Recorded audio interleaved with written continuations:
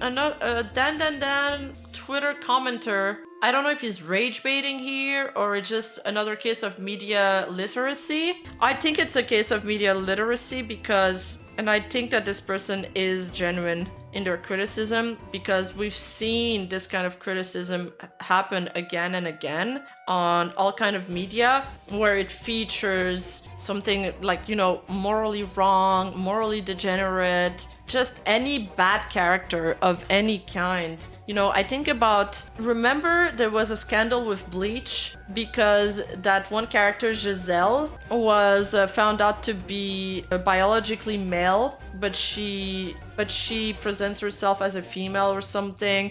They didn't really go into details, but that character was like a Menhera girl. I thought she was pretty cool, actually. She was like this Menhera girl that had an army of zombies, and she would like resurrect the dead and control them. And people were like, that person is actually committing genocide and she's awful and she gives the whole trans community a bad name. It's like, bro, what do you... First of all, she's on the villain side, so of course. But I don't understand. It's like any signs of evil or like bad characters, people just get shocked now. They just get shocked. So Western art is so starved for actual evil that when it shows up in anime, tourists lose their shit and don't know how to respond. And the original tweet said, Dandadan just aired a scene with middle-aged men sexually harassing and trying to R-word an underage girl in an open bath. Anime fans love to criticize other shows but turn a blind eye here. Hypocrisy much? Yeah, how dare bad people do bad things? I remember there was another manga that was criticized because they were like, the manga story plot is this person being kidnapped. Yes, bad things happen in media. They've always done. And you know what? Sometimes the bad characters, imagine that. Sometimes the bad character is the main character. That's crazy, right? That is crazy. And you know what? Even when the main character is like the bad character, some of these stories are still enjoyable sometimes. Yeah, no way, right? No way. Shockers. One of my favorite books, it's called Belle Amie, and I think it's from Maupassant.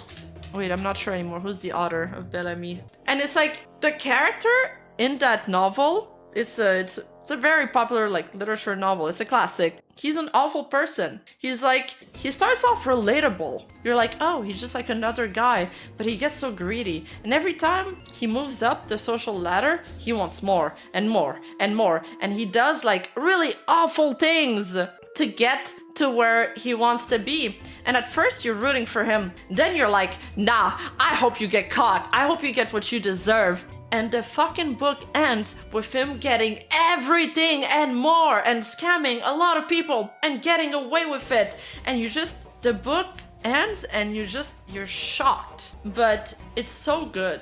It's like one of the stories that you remember after. And another anime that kind of has this concept is, shit, I can't remember. Death Note.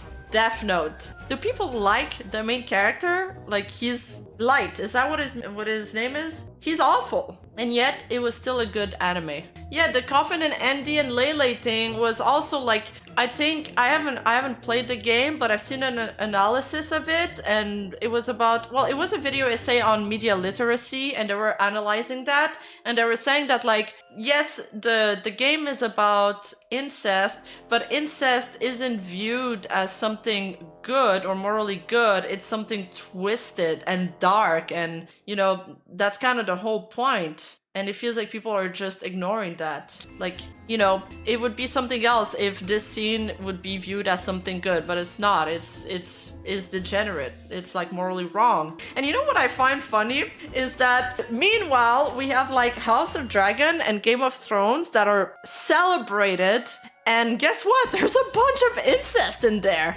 Anyway, can we fix media literacy? I think people just need to read more. Like, there needs to be a certain quota, maybe, of books that we need to force onto people. In the Rima Republic, there will be. Hey, you! Don't forget to like and subscribe and hit that bell button. And I'll see you in the next video.